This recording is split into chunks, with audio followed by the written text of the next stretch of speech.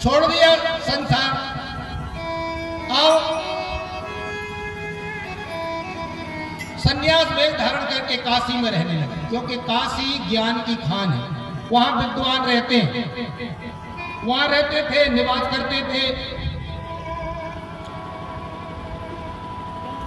एक दिन मन में विचार आया कि भगवान की कृपा कैसे प्राप्त हो, भगवान का दर्शन कैसे प्राप्त हो।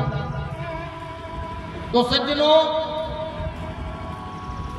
गोस्वामी जी का नियम था कि शौच के लिए बहुत दूर जाते थे,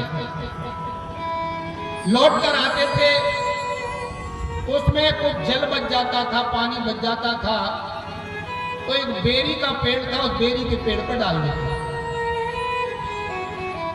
तो आप लोग जानते हैं, हम लोग जानते हैं कि जिसको जो आदत पड़ जाती है, आदत, उसे अपनी भाषा में तक पड़ गए। जैसे कोई बात करत है तो कोई की तक होता, बुरी मत मानियो, हम तो कह रहे हैं, जैसे हमने सुनी है बहुत से लोग, जैसे कोई बात करत है तो बीच बीच में कहते हैं मतलब मेरा मतलब जो है बैठ के रहा, और मेरा मतलब जो है हर बात में मतलब मान तकिया कलाम हो जाता, बाकी आदत बन जाता, हर बात मतलब के वो कोई भी शब्द बन जाते, तक पड़ जाता, तो वे जान के नहीं करते, कभी दिन तो आदत बनी, अपने आप अभ्यास बन गो। अब 3 साल 3 महीना 13 दिन कोई सो नियम बन जाए, चल जाए, तो सज्जनों, चाहे वो अच्छो नियम हो चाहे बुरो नियम हो, ज्यादा दिन जब चल जाता है, 40-42 दिन से ऊपर आदत में आ जात है, तो बाद को कछु परिणाम हो। बहुत दिन तक आदत बन गई, सोच का जल बचता, बेर पेड़ पर डालते, उतर जाते, आदत बन गई। अब बेर में रहे तो एक प्रेत प्रकट हो गया, और प्रेत बोलो ब्रह्म ही प्रकट हो, वरदान मांग लो। गोस्वामी जी ने बोले, भैया मैंने कोई तंत्र मंत्र शब्द करो नहीं है, और तू कैसे प्रकट होगा और कैसे प्रकट होगा।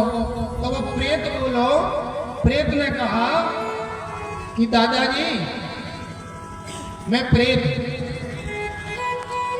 और प्रेत की जो जीव जो शरीर रहता है, शरीर तो प्रेत का रहता ही नहीं है, वायु का रहता है, जब जैसा चाहे बन जाता है। तो जब प्रेत के शरीर में, भूत के शरीर में बड़ी पीड़ा हो, बड़ा कष्ट होता है, क्यों? इसका शरीर तो बहुत बड़ा होता है, और इसका मुंह उतना बड़ा होता है, इतना छोटा होता है, इतना छोटा होता है शरीर के आकार की तुलना में, कि बेर के कांटे की नोक से पानी पिया गया। अब सोचो कितनो छोटो मुंह हो तुम, बेर की नोक रेत कितनो पतलो काट रहे, बाकी नोक से जल अंदर जा, जो ही तो कष्ट है, जो ही तो भोगता है। तो उसने कहा कि मैं बड़ा कष्ट में था, तुम पानी डालते थे बेर पे, और नोक पे से पानी मेरे अंदर जाता तो मैं शांति मिलत थी, बस पानी मिलता था, इसलिए मैं प्रसन्न हूँ, मांग लो क्या चाहते हो। उन्होंने कहा कि भैया मैं कुछ नहीं चाहता, भगवान के दर्शन हो जाए मुझे। तो प्रेत बोला कि भगवान के दर्शन यदि मैं करा देता तो मैं भूत ही काय बोल, तो सबसे पहले तो मैं ठिकाने लग जाता, मैं से भगवान के दर्शन की कह रहे हो। तो बोले नहीं, तो तुम कछु सत्य भाई तो बताओ, हमें जो ही चाहिए भगवान के दर्शन हो जाए। तो प्रेत ने कहा उपाय बता सकता हूँ। कहाँ? बोले काशी में भगवान की कथा होती, उस कथा में हनुमान जी महाराज आते कथा सुनने, और सबसे पहले आकर बैठ जाते हैं, और सबके बाद में आरती के बाद जाते हैं। उत्तम श्रोता का यही लक्षण है, उत्तम कोटि का श्रोता जी।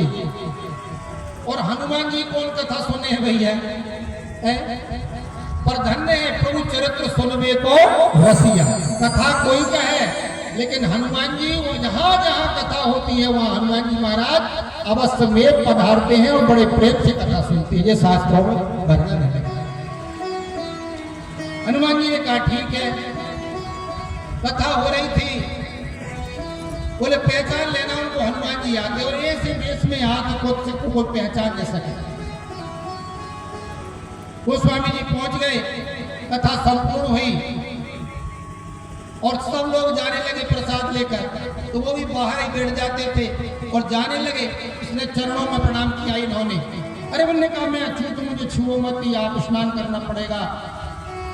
जैसे तैसे छुड़ा के गए तरफ से हनुमान जी, वे दूसरी रास्ता गोस्वामी जाके अकेली छेड़ी मिल गए और फिर साष्टांग प्रणाम करके बोले मैं आपको पहचान गया हूँ कि आप श्री हनुमान जी महाराज, और कृपा करके मुझे भगवत दर्शन करा। चरणों में प्रणाम किया। अब तो हनुमान जी ने कहा कि चित्रकूट में आ जाना, दर्शन हो जाएंगे, कहकर अंतर्निहित हो गए हनुमान जी। पुनि काशी बस पापता प्रेत से हनुमत का दर्शन पाया। पुनि काशी बस पापता प्रेत से हनुमत का दर्शन पाया।